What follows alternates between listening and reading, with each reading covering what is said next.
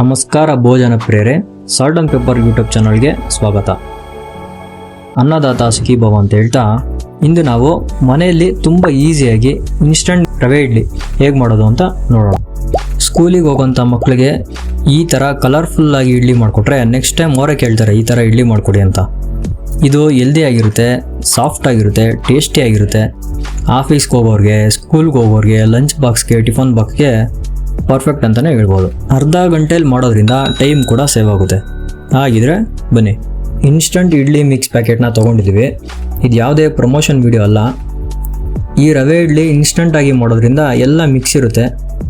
ಈಗ ಈ ರವೆ ಹಾಕೊಳೋದಕ್ಕೆ ಒಂದು ಪಾತ್ರೆ ತೊಗೊಂಡು ಅಳತೆಗೋಸ್ಕರ ಒಂದು ಲೋಟನ ತೊಗೊಂಡಿದ್ದೀವಿ.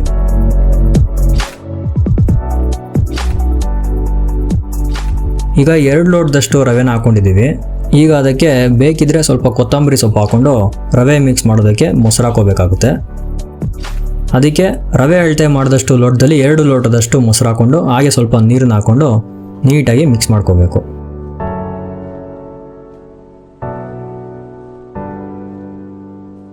ಈ ರವೆ ಮೊಸರು ಮತ್ತು ನೀರು ನೀರ್ಕೊಂಡು ಸ್ವಲ್ಪ ಸಾಫ್ಟ್ ಆಗುತ್ತೆ. ಅದಕ್ಕೆ ಒಂದು ಅರ್ಧ ಗಂಟೆ ಬಿಡಬೇಕು. ಅಷ್ಟರಲ್ಲಿ ಸ್ವಲ್ಪ ತರಕಾರಿನ ರೆಡಿ ಮಾಡ್ಕೊಂಬಿಡೋಣ. ಒಂದು ಕ್ಯಾರೆಟ್ನ ಚಿಕ್ಕದಾಗಿ ತುರ್ಕೊಂಡು ಹಾಗೆ ಒಂದು ಟೊಮೊಟೊ ಹಣ್ಣನ್ನು ಸ್ಲೈಸ್ಗಳಾಗಿ ಕಟ್ ಮಾಡ್ಕೊಳ್ಳೋಣ. ಇಡ್ಲಿ ಹಾಕುವಂಥ ಪ್ಲೇಟ್ಗೆ ಮೊದಲು ಸ್ವಲ್ಪ ಎಣ್ಣೆ ಹಚ್ಚಿ ರೆಡಿ ಮಾಡ್ಕೋಬೇಕು. ನಾವು ಯಾವುದೇ ಪ್ಲಾಸ್ಟಿಕ್ ಕವರು ಬಟ್ಟೆನ ಹಾಕೋತಾ ಇಲ್ಲ. ಎಣ್ಣೆ ಹಾಕೋದ್ರಿಂದ ಇಡ್ಲಿ ಬೆಂದ ಮೇಲೆ ಪಾತ್ರೆಗೆ ಅಂಟ್ಕೊಳೋದಿಲ್ಲ. ಇಡ್ಲಿ ಬಿಡಿಸೋದಕ್ಕೂ ಈಸಿ ಆಗುತ್ತೆ.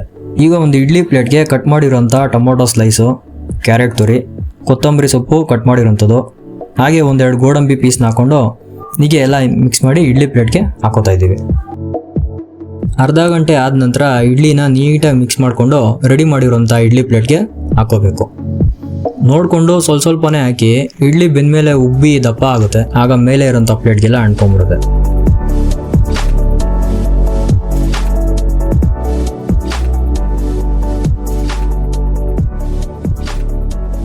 ಇಡ್ಲಿ ಮಾಡೋ ಪಾತ್ರೆಗೆ ಈ ಪ್ಲೇಟ್ನ ಇಟ್ಟು 15 ನಿಮಿಷ ಬಿಡಬೇಕಾಗುತ್ತೆ.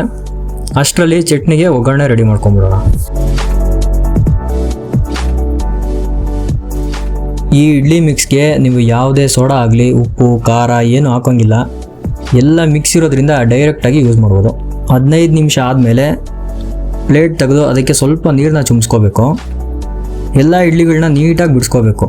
ಕ್ಯಾರೆಟು, ಕೊತ್ತಂಬರಿ, ಟೊಮೊಟೊ, ಗೋಡಂಬಿ ಎಲ್ಲ ಹಾಕಿರೋದ್ರಿಂದ ಆರೋಗ್ಯಕ್ಕೂ ತುಂಬ ಒಳ್ಳೆಯದು, ತಿನ್ನೋದಕ್ಕೂ ರುಚಿಯಾಗಿರುತ್ತೆ. ನಾವು ಮುಂದಿನ ವೀಡಿಯೋಗಳಲ್ಲಿ ಇಡ್ಲಿ ಮಿಕ್ಸ್ ರವೆನ ಅಂಗಡಿಯಿಂದ ತರೋ ಬದಲು ಮನೆಯಲ್ಲೇ ಹೇಗೆ ಮಾಡೋದು ಅಂತ ತೋರಿಸ್ಕೊಡ್ತೀವಿ.